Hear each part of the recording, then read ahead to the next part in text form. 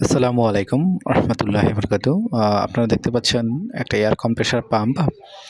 কিছুদিন আগেও এই মেশিনটা একটা ভিডিও দিয়েছিলাম। তো এটা হচ্ছে গিয়ে চাইনিজ একটা মেশিন। এটা 3 সিলিন্ডার 65 পিস্টন 4 এইচপি মোটর। তো কিছুদিন আগে আমরা এই ফ্যাক্টরিতে আসছিলাম। তো আসার পরে আমরা এই মেশিনটার কিছুক্ষণ পর কাট আউটটা পুড়ে যেত। সার্কিট ব্রেকারের সাথে একটা কাট আউট ব্যবহার করছে। তো কাট আউটটা পুড়ে যেত, যার কারণে আমরা আসছিলাম।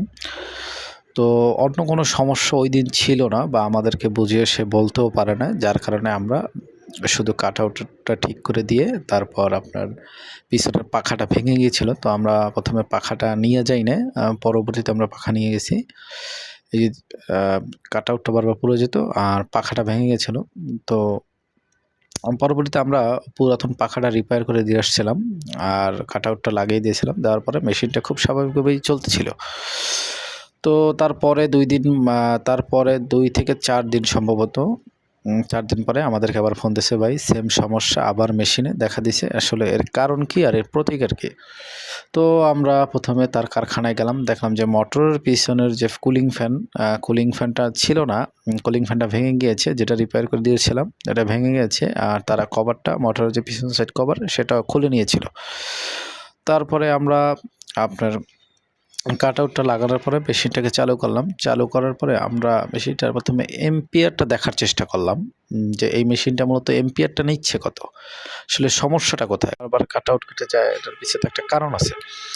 তো আমরা এম্পিয়ার মিটার লাগাইয়ে আপনার 3-4 বার মেশিনটা রান করলাম। রান করার পরে দেখলাম যে এখানে আপনার এম্পিয়ার নিচ্ছে প্রায় 18। তো এটা হলে গিয়ে ফুল লোডের ক্ষেত্রে আপনার 18 এম্পিয়ার নিবে।